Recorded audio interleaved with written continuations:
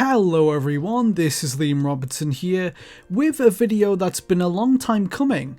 A while ago I produced a documentary video on a cancelled add-on for the original Game Boy called the WorkBoy, which you may have seen. The WorkBoy would have been a productivity add-on for the original Game Boy that would have enabled users to do calculations, translate between different languages, record and access contact details, convert weights and measurements, and lots more. In my original video, I was actually able to gain access to a prototype of the WorkBoy, the last remaining in existence as far as I'm aware, and I got it working thanks to some hard work and a lot of luck. Please check out my original video on it if that interests you. I talked to the people who made it and find out why it never came out. For today, however, I wanted to show you a live, unscripted tour of the WorkBoy's applications that I recorded a while ago. It gives you a more in-depth look at what the prototype is capable of, some of its features, some of its limitations, and the system sounds you weren't able to hear in my documentary. Please enjoy, and if you want more content from me, consider supporting what I do on Patreon, where from as little as $1 a month you can gain access to an archive of hundreds of podcasts and exclusive videos. Thank you and enjoy. Okay, this is the WorkBoy's home screen. As you can see, the different applications. If I want to, I can switch between them using buttons at the top of the keyboard. There is one for each application. Switches between them very fast, pretty impressive. But I'm just going to go home and I'm going to choose the first application we saw there in the top left, which is the clock. So I'm click on that, and you can see the time in analog and digital formats. I've just turned this on about 15 minutes ago. It defaults to midnight, and it also defaults for some reason to the 1st of January 2055. Don't know why the software does that, it just does. I guess it's because it's incomplete and it doesn't ask you, there's not a feature to ask you to input the date and time when you start up, but I can do that by pressing return and going in here. I can set the time, the date. I can also set an alarm if I want to do that, but I'm not going to. So I'm going to go home. Yeah, basically it's a clock application, analog and digital, date and time, all that. I can set an alarm clock if I want to. But I'm going to go home instead and choose the next application along, which is the calculator. There are actually numbers above the different letters on the keyboard here and different calculator symbols. That is how I operate this thing. So I'm just going to choose, for whatever reason, 12 times 12, which is, 144. Sorry, there's not really much more to say about it than that. It is a calculator on a Game Boy. And that is how it works. So I will move along swiftly to the address book application stroke database. So yeah, this is where you would have been able to store contact details, phone numbers, address books, that type of thing. It would have also supposedly have been able to interface with computers to get information off them, and you were apparently going to be able to use it to auto dial numbers. However, if they were going to include that feature, which I was told by the developers they were, it doesn't appear to have any functionality in this particular build, which, as far as I'm aware, is a near final build. So there we go. It was meant to be able to do that, but this does not, because it is a prototype. It's not finished. Here we have another functionless application. I think this is basically an extension of the previous application that we saw, but I will go along and I will choose this one, which is the calendar. And yeah, it is a calendar. I'm sorry my descriptions of these are so boring, but yeah, we can go and see what the time will be like in 2155 or 2154. Wow, just what you need in 2154, isn't it? A nice WorkBoy to keep track of all the days. Anyway, yeah, it doesn't seem to have much more functionality than that. I can set the date. I can input a specific date if I want to, and look at what the calendar layout will be like. But yeah, it's, once again, all of this is incomplete, so there may have been some of the functions that are missing here that I don't have in this build, but it is the only build we have, and as far as I'm aware, it is the final one that was worked on, which was submitted to Nintendo. That was how this was recovered. It was recovered during the Giga Leak. During one of the data breaches, and it was sent to me by someone who found it in there. All right, so the World Functions app. This is kind of an interesting one. We have a mini translator. Can go on that here. I can find a specific word in a specific language. There are 5 different languages that we can translate between: English, German, French, Spanish, Italian. I can search a specific term if I want to, but I don't want to. Let's get back to that. But yeah, I can do a global search for specific words. Or if I want to, and I'm going to do this, I'm going to click View Headings. And this just takes us to like genres of words and topics that I can go through. So let's go to entertainment, English, and then I can choose some options here.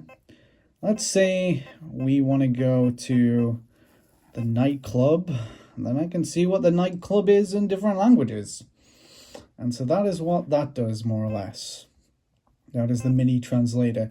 So yeah, you can search specific words if you want to, or you can search genres of topics that you might want to translate, different phrases and words. Pretty cool for the time, I suppose. But I'm going to go ahead, I'm going to go back to another function in the World Functions app, which is really impressive as far as I'm concerned, the world map. So I can type in a country. Let's just go with the USA. And it gives us a nice little national anthem. You know, why not? I've searched through this application, and as far as I'm aware, there are about 13 or 14 different national anthems from different countries around the world. So, you know, pretty cool for what it is. Should I do another one just for the fucking sake of it? Okay, go on.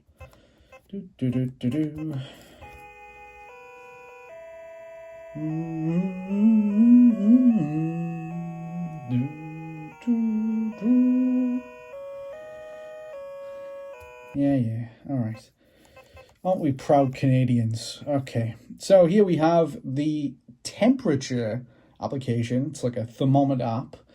And yeah, it basically translates the temperature between Fahrenheit and Celsius with this really neat, intuitive little interactive thermometer.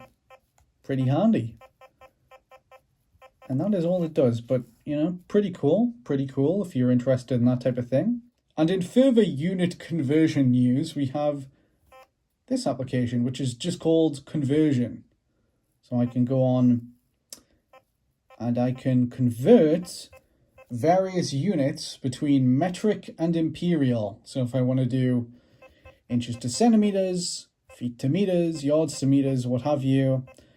Should we go with ounces to grams? And I'm going to type in 12. Why not? And it tells us how many grams 12 ounces is. Or I can do it the other way on if I want to. To or from metric. That's what the application does. Pretty cool though. I assume that would have been a bit more current when this came out. All right, so for the next application, I've got the bank account app. This allows me to manually input outgoings and incoming transactions. I can view my past transactions in records. So I said that I won £10 on the lottery, so that has gone in there. If I go back, I can look at my current balance, £1,027. I can input a record manually, so it asks for the date of the transaction, and then I can say that I spent £12, so that would go into debit. And let's say that I don't know, what did I do? I bought a CD, sure, because it's the 90s, right? So yeah, I spent £12, and so that's gone down to, as you can see, 1,015. Very basic application, inputting transactions, and it keeps, helps you keep track of your savings if you don't have access to a bank account, which, many people would have done back in the day. You'd be this is before online banking and that sort of thing. So, you know, your balance would not have been so readily available back then. All right, so the next application we've got here allows us to convert between different currencies. So again, let's put 12, enter the rate 12. So you have to manually input, once again, the conversion rate, the live conversion rate, because the WorkBoy has no way of manually checking that itself, automatically, I mean. So yeah, let's say I want to translate between lira and dollars or Deutschmark. See, there are some currencies here, like lira, Deutschmarks, francs. I don't think any of those are around anymore, because this is from the early 90s, before the euro came along and swallowed all that up. But hey, you know, let's say we want to convert from dollars to pounds. And so I've manually input the conversion rate, and it tells us that. And so it's very handy, you know, tells us the conversion rate between a bunch of different currencies. So that's pretty handy for back in the day, if that's what you're interested in. It's basically, you know, it has the function that a calculator would. You could do that on a calculator if you knew the conversion rate. But yeah, I don't know, it's just a handy little tool. This, the S icon, is for the settings, so it allows us to clear all our records. I can change the language. The WorkBoy would have had, I think, about 6 or 7 different languages. So if I want to change the language, I can do that. Or I can set my home. And basically what that means is I can set my location, you know, where am I based? And for some reason, the default is Kowloon, Hong Kong. And that might have had something to do with it being made there. I'm not sure. I'm pretty sure that they were manufacturing these prototypes, or were planning to, somewhere around there. So that could be why, or it could be speed, totally arbitrary. But yeah, I'm going to go home.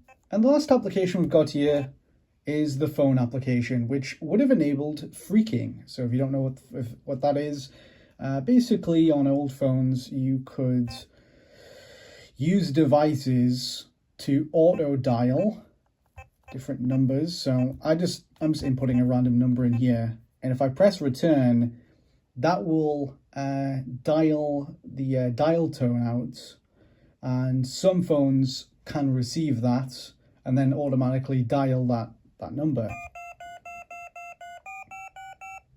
Not really a thing anymore, I don't think. But there you go. You could use, or you were intended to be able to use, the WorkBoy as an auto dialer. I might have gotten 1 or 2 things wrong there on a factual front, but you know, a little bit before my time. But you know, there you go. The WorkBoy would have enabled auto dialing services, which may or may not be legal now in some parts of the world. I think there's some legislation.